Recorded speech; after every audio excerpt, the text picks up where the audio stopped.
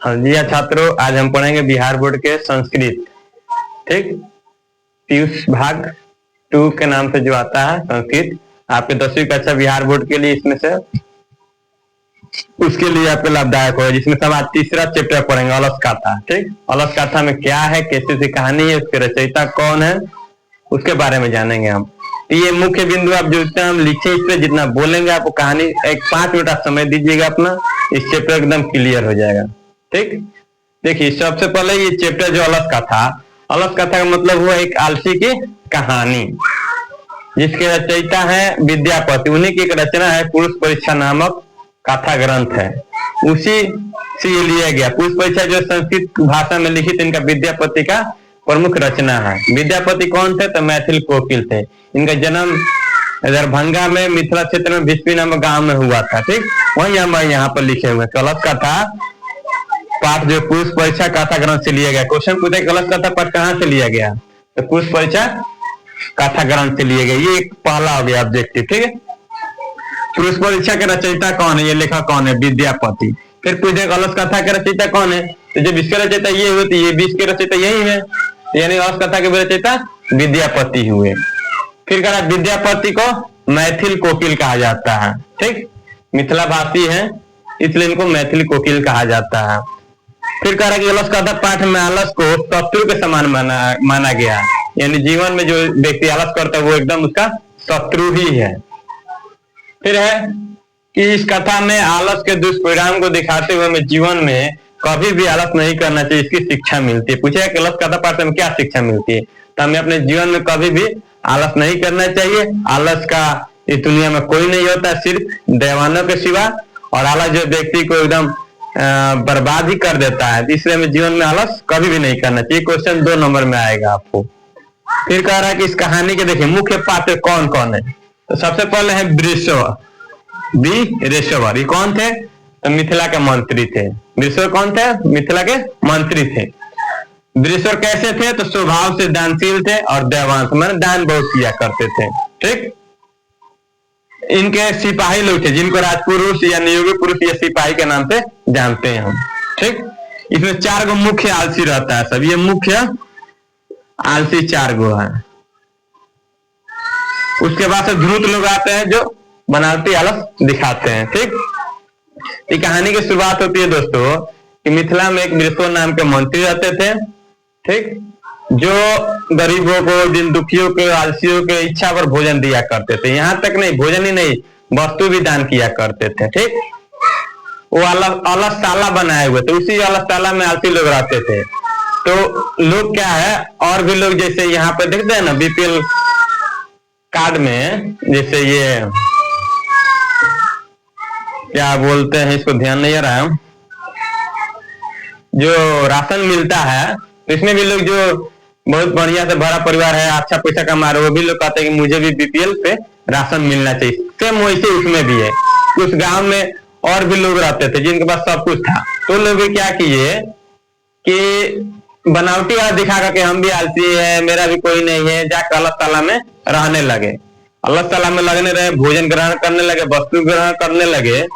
तो क्या हुआ कि भाई महीना का खर्च बढ़ गया। महीना क्या हुआ? खर्च बढ़ जाएगा।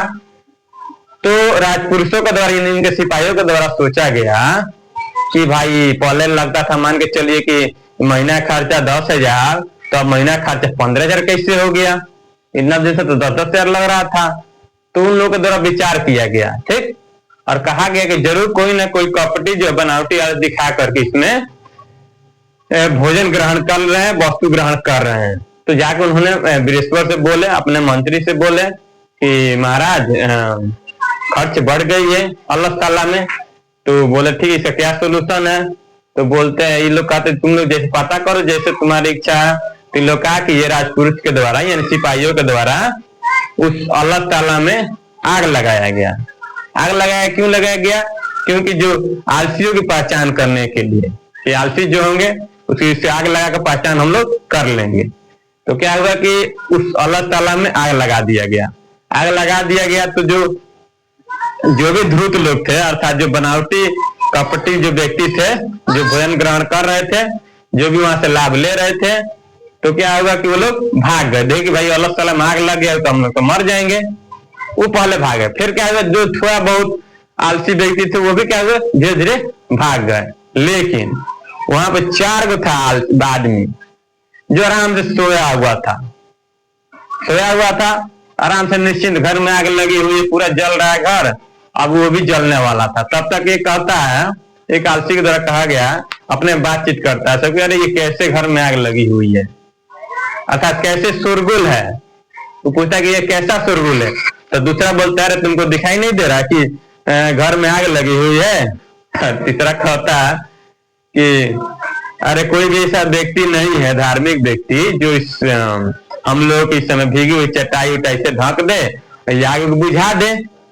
तो चौथा बोलता है कि अरे कितने बात करते हो तुम लोग, चुपचाप क्यों नहीं रहते, चुपचाप बैठो सो तो क्या हल्ला किए हो। तब राजपुरुषों के द्वारा देखा गया कि रे दादा ये तो निकलेगा ही सब, नहीं भागेगा ही नहीं सब। तो क्या कि ये सिपाही उनके वीरेश्वर के उन चारों को झोटुआ पकड़ के पीछे से केस को पूछता है क्वेश्चन में, क्या खींच के बाहर निकाला, तो केसुआ को पीछे धके खींच के बाहर निकाला गया, नहीं तो नहीं निकालते तो जल जाते। तब उन चारों को इन लोगों को पता चल कि चारे को जो आलसी है यही ओरिजिनल आलसी है, ठीक है। तब उन चारों आलसियों को बाद में मंत्री के द्वारा बहुत सारे धन दौलत वस्तु दिया गया, ठीक। उसके बाद से कहा गया है, एक श्लोक है कि स्त्रियों की गति पति से है, माने कहने का मतलब है स्त्रियों की अच्छी लगती है, कब लगती है, उसका भी जीवन अच्छा लगता है उसका जब हस्बैंड हो यानी पति हो। अब बच्चों की गति माता से, यानी बच्चों के पालन पोषण देख रेख करने वाले उसकी माता ही होती है। और वैसे इस संसार में आलसियों का कोई नहीं होता है, सिर्फ देवानों के सिवा यानी कानूर के सिवा, जिस प्रकार वो वीरेश्वर था, ठीक, वो एकदम देवान था, तो उसके अलावा कोई संसार में नहीं होता आलसियों का। इसलिए कहा गया कि हमें कभी भी जीवन में आलसी नहीं करना चाहिए, आलस करेंगे तो हमारा जीवन खराब हो जाएगा, हम खुद बर्बाद हो जाएंगे, ठीक। आशा करते हैं ये कहानी आपको समझ में आ गया होगा, और समझ में आ गया हो तो वीडियो को लाइक करो, सब्सक्राइब करो और अपने दोस्तों को शेयर करें। आप अगर ऐसे कीजिएगा तो मैं फिर अगले वीडियो में आपको अगला चैप्टर इसी माध्यम से, शॉर्टकट माध्यम से, मैंने एकदम मुख्य पॉइंट आपको उसी थोड़े से 5 मिनट में आपको क्या करेंगे उस सब बातों को बता देंगे। इस चैप्टर से एक भी क्वेश्चन आपको बाहर नहीं जाने वाला है, और इसका ऑब्जेक्टिव भी आपको हम कराएंगे, ठीक। इसका ऑब्जेक्टिव एक ऑब्जेक्टिव कराएंगे। तो आशा करते हैं आपको ये समझ में आ गया। तो धन्यवाद, आप ऐसे ही हमसे जुड़े रहिए, और आपका ही लाइक, आपका सब्सक्राइब, आपका शेयर ही मुझे हौसला देगा, ठीक है।